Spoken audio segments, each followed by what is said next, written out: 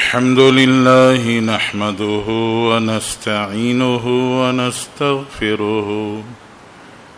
ونؤمن به ونتوكل عليه ونعوذ بالله من شرور أنفسنا ومن سيئات أعمالنا من يهده الله فلا مضل له ومن يضلله فلا هادي له نشهد أن لا إله إلا الله وحده لا شريك له ونشهد أن سيدنا مولانا محمدا عبده ورسوله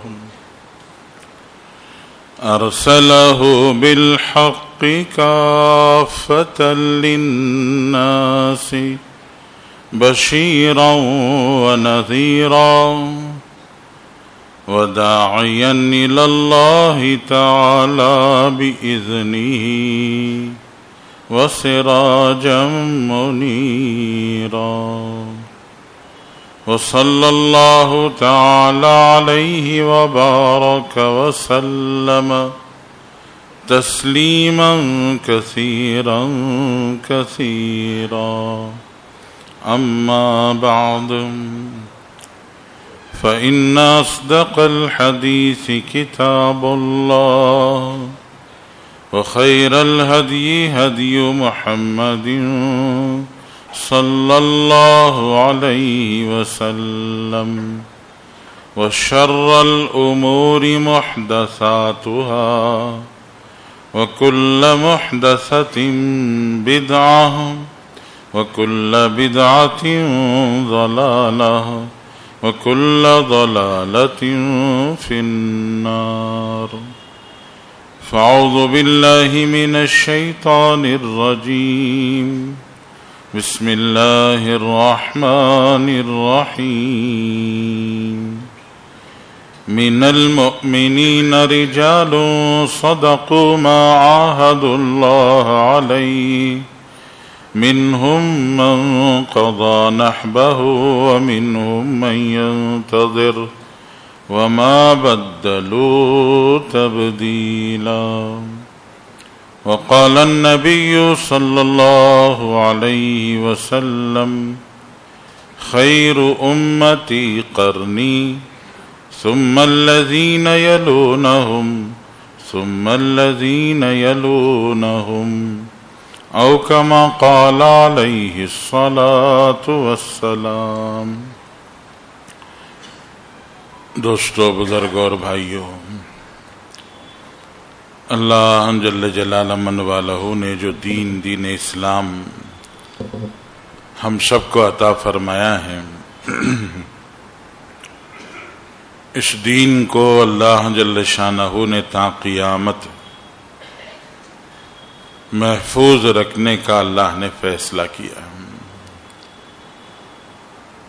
اللہ تعالیٰ نے ایک طرف اس کی تعلیمات قرآن مجید اور احادیث نبویہ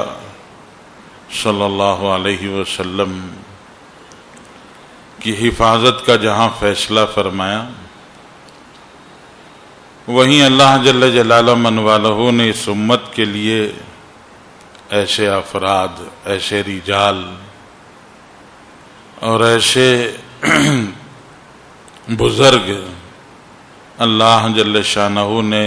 پسند فرمائے، جنہوں نے اس دین کو پورے طور سے رسول اللہ صلی اللہ علیہ وسلم کے زمانے سے لے کر آج تک، اور اللہ کی ذات سے امید ہے آج سے لے کر قیامت تک وہ اس کی حفاظت کریں گے۔ اللہ جل شانہ نے قرآن و حدیث کی حفاظت کا فیصلہ کیا ہے، لیکن اس کی حفاظت کے لیے افراد چاہیے، رجال چاہیے، قربانی دینے والی شخصیتیں چاہیے۔ تو اللہ نے ان کا بھی انتخاب فرمایا ہے، ان کو بھی پسند کیا ہے، ان کو بھی اللہ تعالیٰ نے چنا ہے۔ یہ امت کبھی بانجھ نہیں رہی ہے۔ اللہ نے ہر سلف کے ساتھ خلف دیے ہیں، گزرے ہوئے بزرگوں کے تیار کردہ تربیت یافتہ اللہ نے ایسے افراد دیے ہیں جنہوں نے اس امت کو ہر طرح سے سنبھالا ہے۔ میں پچھلے بزرگوں کا گزشتہ کئی جمعہ سے آپ کے سامنے تذکرہ کرتے آ رہا ہوں۔ انہی بزرگوں میں سے ایک ہیں حضرت امام اعظم ابو حنیفہ رحمۃ اللہ علیہ، جن کا نام ہے نعمان ابن ثابت۔ فارسی النسل ہیں، سن 80 ہجری میں پیدا ہوئے ہیں، مالدار گھرانہ تاجر گھرانے میں پیدا ہوئے، وسعت اور فراخ دست گھرانے میں ماشاءاللہ پیدا ہوئے، اور خود ایک تاجر تھے، بیوپاری تھے، کپڑے کی تجارت کرتے تھے، اور اللہ جل شانہ نے خوب نوازا تھا۔ اللہ تبارک و تعالیٰ نے علم کی طرف متوجہ ہونے کی توفیق دی۔ وہ زمانہ ہی علم کا تھا، چاروں طرف علم کے تذکرے تھے۔ بچپن میں قرآن یاد کر لینا عام عادت ہوا کرتی تھی، احادیث نبویہ سے لگاؤ، حدیثیں سیکھنا، محدثین کی مجلسوں میں بیٹھنا، محدثین کی مجلسوں سے فائدہ اٹھانا ایک عام شوق تھا اس زمانے کا۔ تو بچپن ہی سے یہ شوق بچوں کے دلوں میں جاگتا تھا، بلکہ اس زمانے کے بادشاہوں کو بھی جو آخری ارمان ہوتی تھی وہ یہی ہوتی تھی کہ میں بھی ایک محدث بنوں، ایک استاذ بنوں، ایک معلم بنوں، اور میرے سامنے یہ طلباء جن کے چہرے سوکھے رہتے ہیں، جن کے کپڑے پھٹے پرانے ہوتے ہیں، اور جو حدیث کو اور علم کو بڑے مگن کے ساتھ، بڑے لگن کے ساتھ، بڑے شوق کے ساتھ حاصل کرتے ہیں، یہ مجمع میرے سامنے ہوں جی۔ سیرت کی تاریخ کی کتابوں میں لکھا ہے مروان ابن حکم جو خلافت بنو امیہ کے بانی ہیں، حضرت عثمان رضی اللہ عنہ کے زمانے میں ان کو گورنری ملی تھی۔ خلافت کے بعد جب حضرت عمر رضی اللہ، حضرت علی رضی اللہ عنہ کے بعد حضرت امیر معاویہ بادشاہ بنے، حضرت امیر معاویہ کے بعد یزید ابن معاویہ، تو اس کے بعد حکومت ان کے ہاتھ میں آ گئی۔ مروان ابن حکم، آدھی دنیا سے زیادہ پر حکومت چلتی تھی۔ وزراء نے، درباریوں نے ایک دفعہ مروان ابن حکم سے عرض کیا، کہا اللہ نے آپ کو سب کچھ دیا ماشاءاللہ، حکومت دے دی، سلطنت دے دی، مال دے دیا، دولت دے دی، خزانے دے، سب کچھ اللہ نے آپ کو دے دیا، کیا آپ اب بھی آپ کی کوئی ارمان ہے، دل میں کوئی آرزو ہے؟ اگر وہ آرزو ہو تو ہم اس آرزو کو پوری کریں۔ تو مروان ابن حکم جو ایک آدھی دنیا سے زیادہ، تقریباً 1/3 دنیا کا بادشاہ ہے، اس بادشاہ کے دل کی ارمان یہ ہے۔ مروان ابن حکم نے کہا میرے دل کی آرزو یہ ہے کہ میں حدیث کا سبق پڑھانے کے لیے مسند پر بیٹھوں اور میرے سامنے شاگردوں کا جتھا ہو، مجمع ہو، اور وہ مجھ سے حدیثیں سن رہے ہوں اور میں ان کو سنا رہا ہوں، حدثنا فلان عن فلان عن فلان قال قال رسول اللہ صلی اللہ علیہ وسلم، اور وہ دنیا و ما فیہا سے بے پرواہ ہو کر میری حدیثیں لکھ رہے ہوں۔ مروان ابن حکم کے اس کہنے پر درباریوں نے جی نوکروں کو، نوکر شاہوں کو غلاموں کو سب کو علماء کے طلبہ کے کپڑے پہنا دیے اور پہنا کر مجلس لگوائی اور مروان ابن حکم سے کہا تشریف لائیے مسند درس پر بیٹھ کر حدیث سنائیے، یہ سارے شاگرد آپ کے سامنے ہیں۔ تو مروان ابن حکم نے ان کو دیکھ کے کہا تھا ان کو طلبہ نہیں کہتے ہیں، طلبہ کے چہرے ان چہروں کی رونق ہی کچھ اور ہوتی ہے، ان کی زندگی کا طور طریقہ ہی کچھ اور ہوتا ہے، ان کو پڑھانے کی جو لذت ہے یہ ڈرامہ کرنے میں وہ لذت نہیں ملتی ہے۔ تو اس نے کہا اور اٹھ کے چلا گئے ہم۔ تو میں عرض کر رہا تھا کہ وہ زمانہ ہی ایسا تھا کہ اس زمانے میں قرآن سے حدیث سے عجیب لگاؤ تھا۔ اس زمانے میں سن 80 ہجری میں حضرت امام اعظم ابو حنیفہ رحمۃ اللہ علیہ پیدا ہوئے اور ماشاءاللہ حضرت انس ابن مالک رضی اللہ تعالیٰ عنہ صحابی رسول سے ملاقات ہوئی،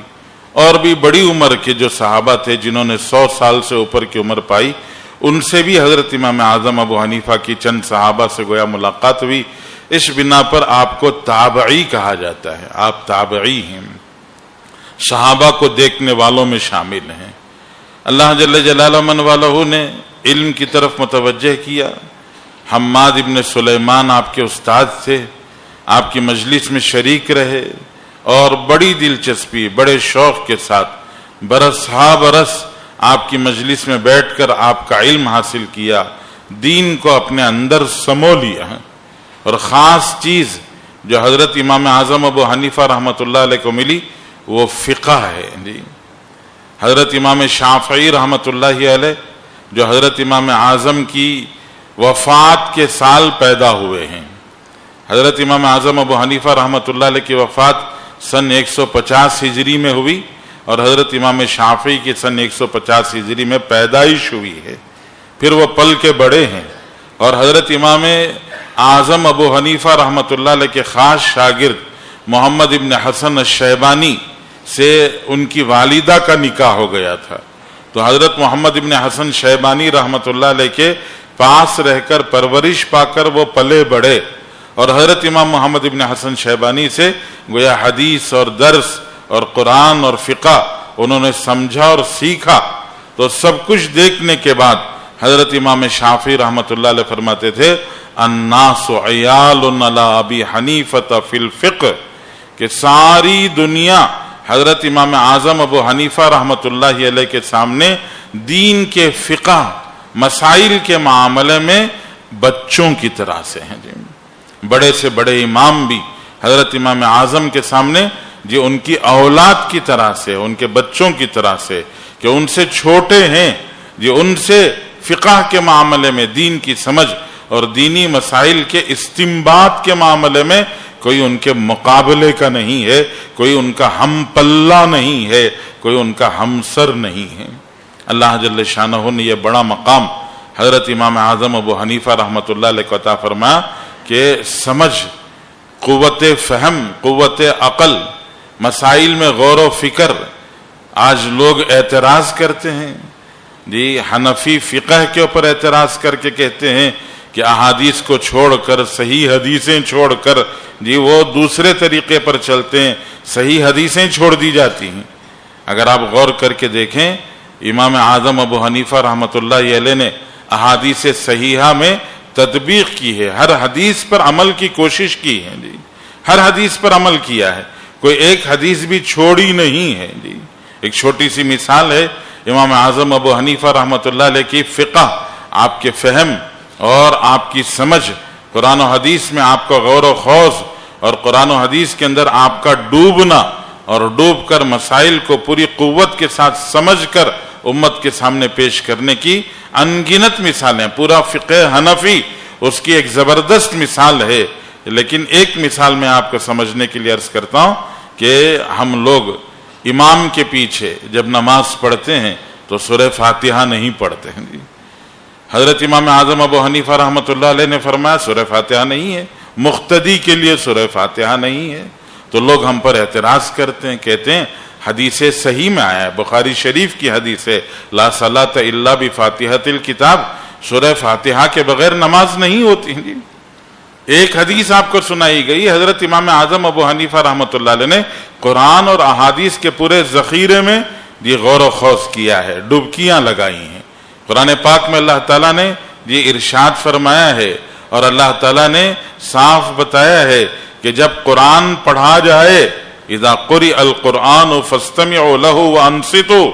کہ جب اللہ کا کلام اور قرآن پڑھا جائے تو اس وقت پر خاموش رہ کر غور سے سنو۔ یہ قرآن کا حکم ہے۔ ایک طرف قرآن کے اس حکم کو حضرت امام اعظم ابو حنیفہ رحمۃ اللہ نے اپنے سامنے رکھا، پھر احادیث کے ذخیرے میں جب آپ نے غور و خوض کیا تو دو طرح کی حدیثیں حضرت امام اعظم ابو حنیفہ رحمۃ اللہ علیہ کو ملی۔ ایک حدیث یہی لا صلاۃ الا بفاتحۃ الکتاب کہ سورہ فاتحہ کے بغیر نماز نہیں ہوتی، اور دوسری حدیث کہ سرکار دو عالم صلی اللہ علیہ وسلم نے فرمایا، اور وہ حدیث مسلم شریف کی ہے جی، جو درجہ بخاری شریف کو ہے تقریباً وہی درجہ، صرف 5 سے 7% تھوڑا سا فرق ہو سکتا ہے، اس کے علاوہ وہی قوت و طاقت مسلم کی حدیثوں کی ہے۔ تو مسلم شریف کی حدیث میں ہے من کان لہ امام فقراءۃ الامام لہ قراءۃ، کہ امام کے پیچھے جو نماز پڑھ رہا ہو تو اس کو سمجھنا چاہیے امام کی قرأت اس کی قرأت سمجھی جاتی ہے، کہ امام کا قرآن پڑھنا اس کا قرآن پڑھنا ہے۔ ان 3 حدیثوں کو 2 حدیثوں کو اللہ کے ارشاد کو سامنے رکھ کر حضرت امام اعظم ابو حنیفہ رحمۃ اللہ نے غور فرمایا کہ نمازیں 3 طرح کی ہوتی ہیں، ایک منفرد کی نماز، تنہا پڑھنے والے کی نماز، اور ایک امام کے پیچھے مقتدی بن کے پڑھنے والے کی نماز، اور ایک امام کی نماز۔ جی، ایک امام کی نماز ہے، ایک مقتدی کی نماز ہے، ایک منفرد کی نماز ہے۔ یہ 3 الگ الگ نمازیں ہیں۔ تو ان آیات کو، احادیث کو، تینوں نمازوں پر حضرت امام اعظم نے منطبق فرمایا کہ امام کو اور تنہا پڑھنے والے کو سورہ فاتحہ ضرور پڑھنا چاہیے، سورہ فاتحہ کے بغیر اس کی نماز نہیں ہوگی، اور مقتدی کے بارے میں قرآن کی آیت کو اور اگلی حدیث کو رکھ کر امام اعظم ابو حنیفہ رحمۃ اللہ علیہ نے فرمایا کہ مقتدی کو قرآن کی آیت پر عمل کرنا چاہیے، کہ قرآن کا درجہ حدیث سے اوپر ہوتا ہے کہ اذا قرئ القرآن فاستمعوا له وانصتوا، قرآن پڑھا جائے تو غور سے سنو، متوجہ رہو۔ اور دوسری طرف یہ بھی کہا گیا کہ امام کے پیچھے پڑھ رہے ہو تو امام کی قرأت تمہاری قرأت ہوتی ہے۔ اور دنیا کا دستور یہی ہے کہ جب ایک مجمع کسی سے گفتگو کے لیے، کسی سے بات چیت کے لیے جاتا ہے، جی ایک جماعت مل کر جی گورنر سے ملنے جا رہی ہے، جی منسٹر سے ملنے جا رہی ہے، اور صدر جمہوریہ سے ملنے جا رہی ہے، پی ایم اور پرائم منسٹر سے ملنے جا رہی ہے، تو سب نہیں بولیں گے جی، بلکہ ایک متکلم، ایک ترجمان اور ایک آپ کی طرف سے سپیکر طے کیا جائے گا، جو آپ کی طرف سے سارے مجمع کی طرف سے ایک آدمی بات کرے گا۔ تو حضرت امام اعظم نے اسی اصول کو سامنے رکھ کے کہا کہ امام کے تابع بن کے جب ساری نماز پڑھی جاتی ہے تو پھر جی امام کی قرأت ہی مقتدی کی بھی قرأت ہوگی۔ یہ وہ فہم سمجھ ہے جو اللہ جل شانہ نے حضرت امام اعظم کو عطا فرمایا۔ استنباط کہتے ہیں مسائل کا نکالنا، نبتن کہتے ہیں یہ جو انگوٹھے کی جی کونے کا ناخن ہے اس کو کہتے ہیں، آخری کونے کو۔ استنباط کے معنی ہیں جی زمین سے انگوٹھے کے کونے سے کھکر کر زمین کے اندر سے پانی نکالنا۔ جی مسائل کو گویا اس طرح سے محنت کر کے اندر سے نکالا جاتا ہے۔ حضرت امام اعظم ابو حنیفہ رحمۃ اللہ علیہ کو اللہ جل شانہ نے ابھی عجیب قوت فہم، قوت عقل، دور رس، جی صرف مسئلہ جی ہلکے سے انداز اور بات سے تہ تک پہنچ جاتے تھے۔ بے شمار واقعات ہیں۔ حضرت امام اعظم کی مجلس لگی ہوئی ہے، ایک خاتون آئی، انہوں نے حضرت امام اعظم کو سیب دیا، حضرت امام اعظم نے سیب کاٹ کے 2 ٹکڑے کر کے واپس کر دیا۔ شاگرد حیران، شاگردوں نے کہا حضرت سیب اگر کھانے کے لیے دیا تھا تو کھانا چاہیے تھا، اور اگر کھانے کے لیے نہیں ایسے ہی دیا تھا اور آپ واپس کرنا چاہ رہے تھے تو سارا واپس کرنا تھا، آپ نے کاٹ کے کیوں واپس کیا؟ تو حضرت امام اعظم ابو حنیفہ رحمۃ اللہ نے فرمایا اس نے سیب مجھے کھانے کے لیے نہیں مسئلہ پوچھنے کے لیے دیا تھا، اور میں نے اس کے مسئلے کا جواب دیا ہے کاٹ کر۔ شاگرد حیران رہ گئے، سیب پھینک کر اس نے مسئلہ پوچھا اور آپ نے کاٹ کر اس کا جواب دیا۔ فرمایا کہ ہاں جی شاگردوں نے پوچھا کیا مسئلہ پوچھا تھا اس خاتون نے؟ تو حضرت امام اعظم نے فرمایا اس نے مسئلہ پوچھا تھا کہ ماہواری جو عورتوں کو آتی ہے خون، وہ خون آ رہا ہے، میرا سوال یہ ہے کہ پاکی کب ہوگی؟ سرخ رنگ کا خون آ رہا ہے جی، اس نے شیپ پھینک کر مجھے اشارہ کیا اور اشارتاً بتایا کہ سرخ خون آ رہا ہے جی، تو میری پاکی کب ہوگی؟ تو میں نے سیب کاٹ کر اس کو واپس کیا کہ جب سرخی سفیدی میں بدل جائے تو پاکی ہو جاتی ہے جی، کہ سرخی بند ہو جائے، خون بند ہو جائے اور سفید نظر آنے لگے جی، تو پھر سمجھو کہ پاکی ہو گئی۔ حیران رہ گئے شاگرد نے کہ کتنی عجیب و غریب سوال کرنے کا انداز بھی، اور اس سوال کو سمجھ کر اس کا جواب بھی حضرت امام اعظم ابو حنیفہ نے دے دیا۔ حضرت امام اعظم ابو حنیفہ رحمۃ اللہ علیہ علماء نے لکھا ہے تاریخ کی کتابوں میں کہ سب سے زیادہ محسود رہے ہیں آپ کے زمانے سے لے کر آج کے زمانے تک، لوگوں نے سب سے زیادہ جلن، سب سے زیادہ حسد اپنے دل میں اگر کسی کے بارے میں رکھی ہے تو وہ حضرت امام اعظم ابو حنیفہ ہیں، جن سے لوگ بہت زیادہ حسد کرتے رہے اس زمانے میں بھی اور آج کے زمانے میں بھی۔ بادشاہ منصور کے پاس حضرت امام اعظم ابو حنیفہ کو بلایا گیا، اور جو وزیر تھے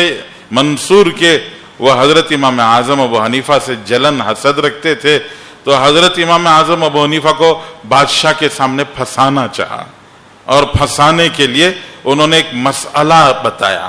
کہ حضرت ابن عباس رضی اللہ تعالیٰ عنہ جی،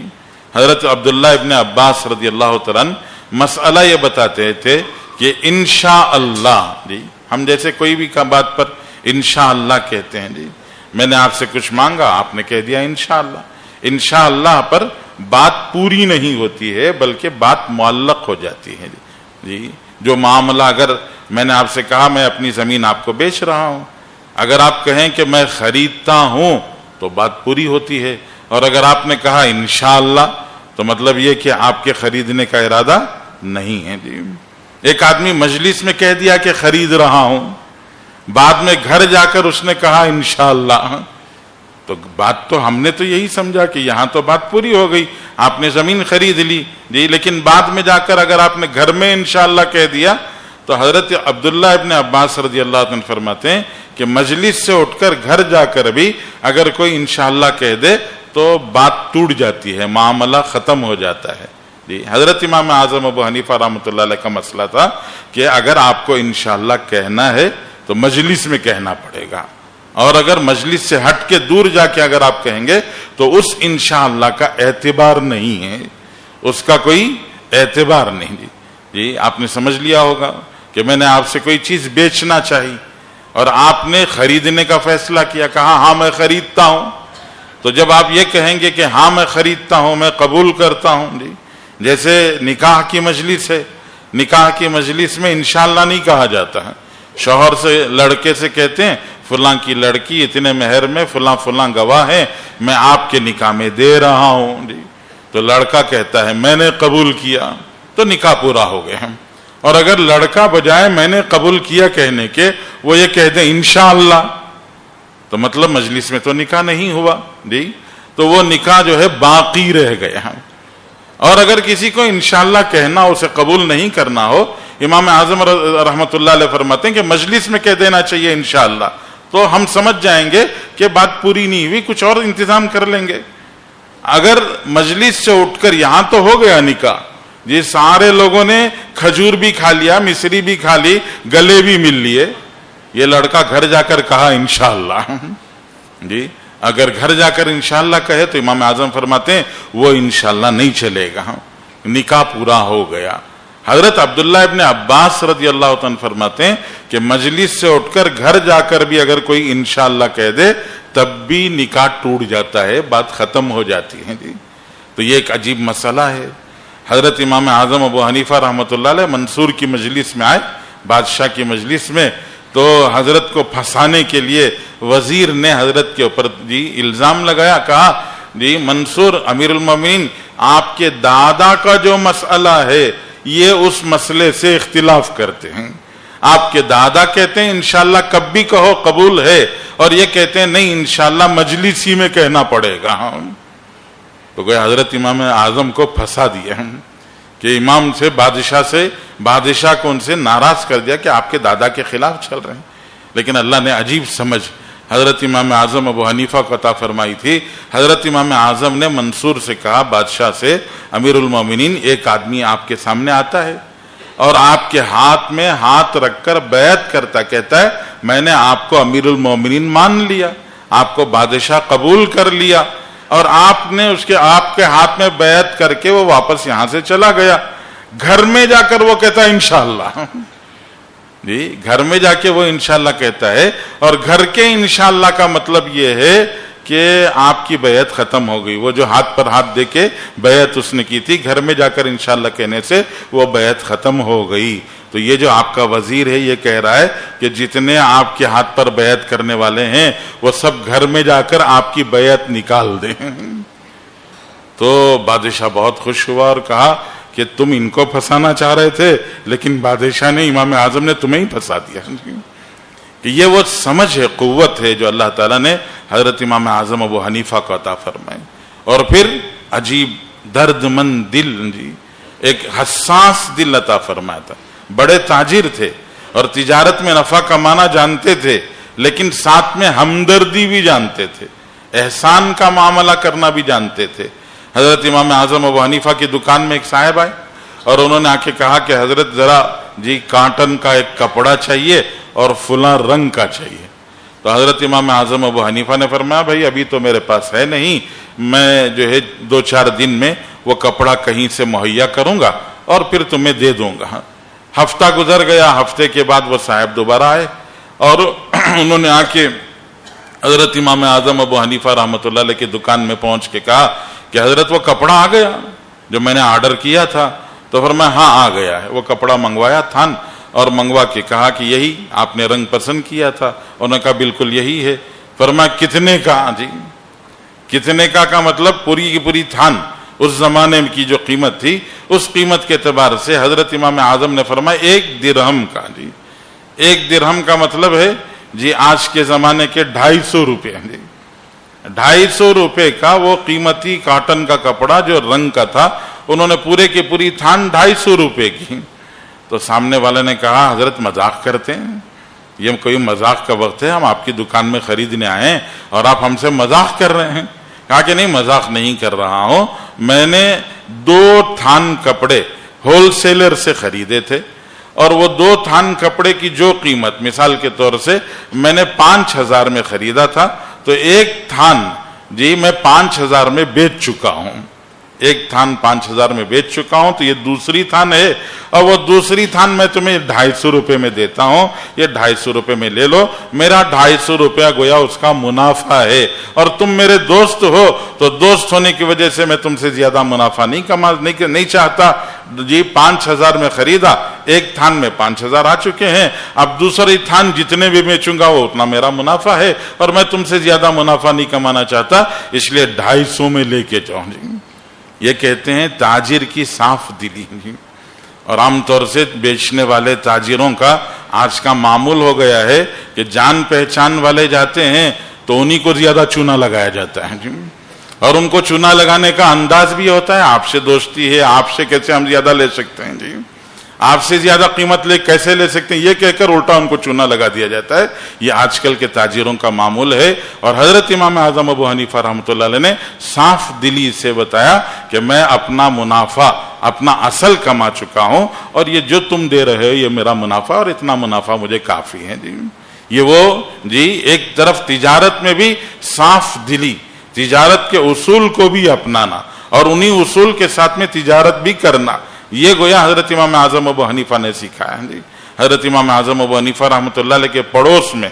ایک موچی رہتا تھا، جی چمار رہتا تھا. حضرت امام اعظم ابو حنیفہ کے پڑوس میں مسلمان تھا، وہ زمانہ سارا مسلمانوں کا دارالخلافہ جی کوفہ میں آپ رہتے تھے. تو وہاں جی ایک چمار موچی جو ہے آپ کے پڑوس میں رہتا تھا. دن بھر محنت کر کے کماتا، رات کو جو پیسہ بچ جاتا اس کی شراب خرید کے لاتا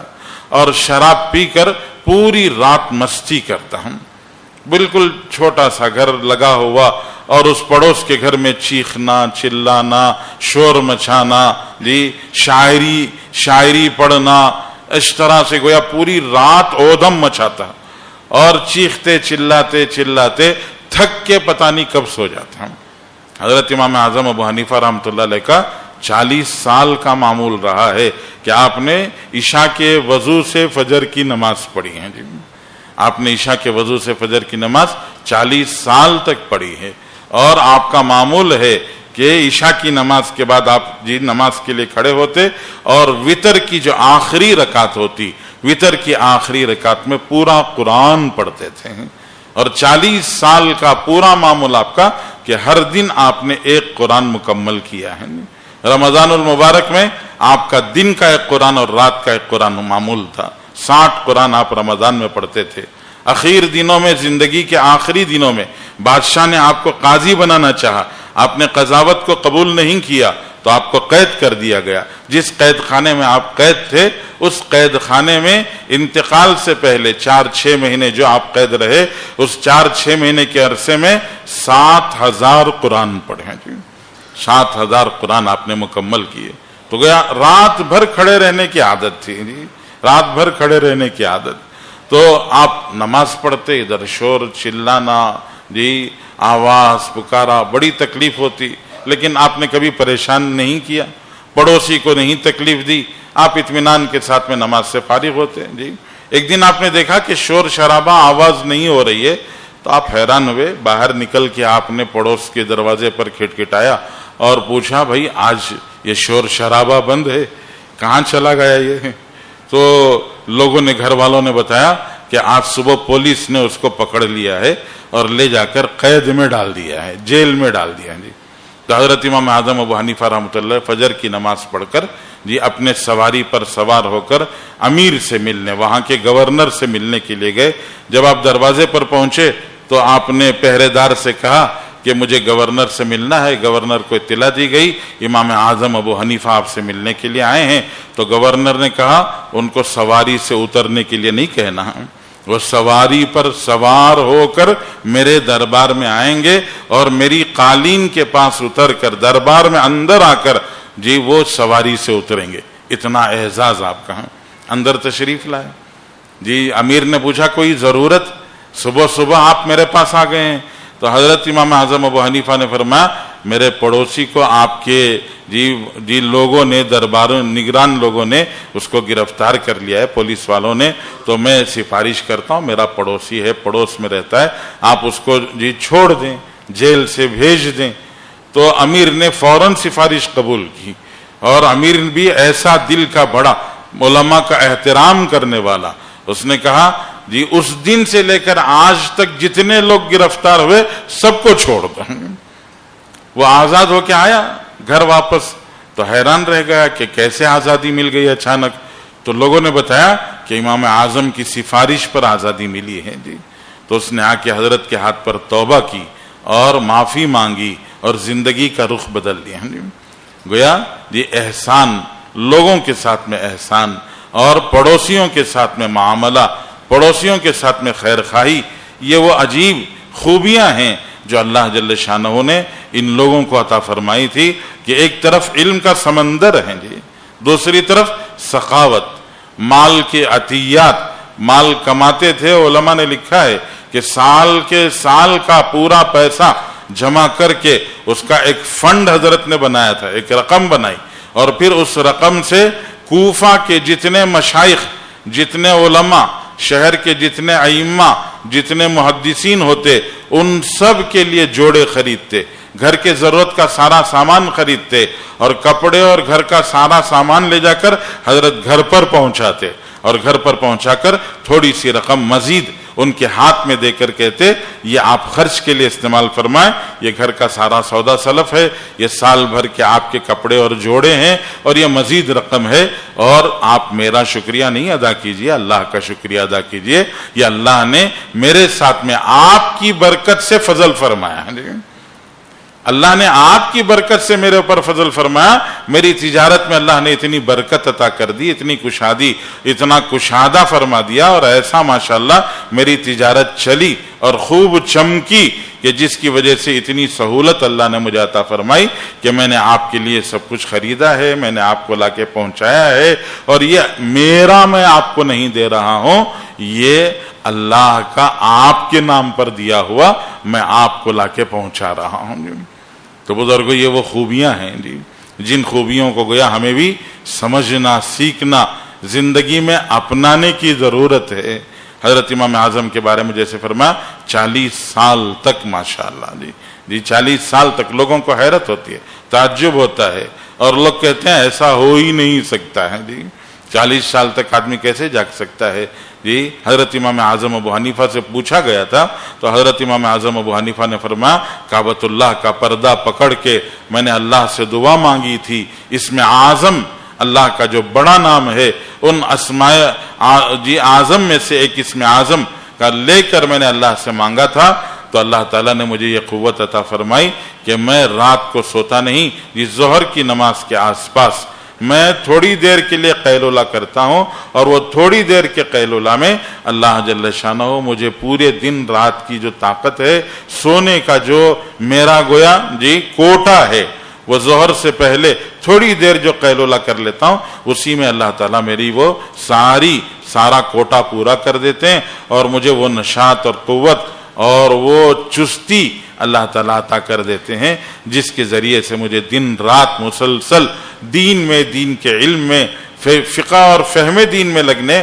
اور رات کو عبادت میں لگنے میں جی مجھے کوئی تکلیف نہیں ہوتی ہے اور کوئی پریشانی نہیں ہوتی ہے۔ تو اس لیے بزرگوں ان اللہ والوں سے، ان بزرگوں سے گویا اللہ نے اس امت کو نوازا ہے، اور یہ امت جیسے شروع میں عرض کیا نہ بانجھ رہی ہے نہ بانجھ رہے گی۔ اس امت کو اللہ تعالیٰ نے شخصیات، افراد سے اللہ تعالیٰ نے بھرپور طریقے سے نوازا ہے، اور ان بزرگوں اللہ والوں سے اپنی نسبت، اپنا رشتہ، اپنا تعلق برقرار رکھنا،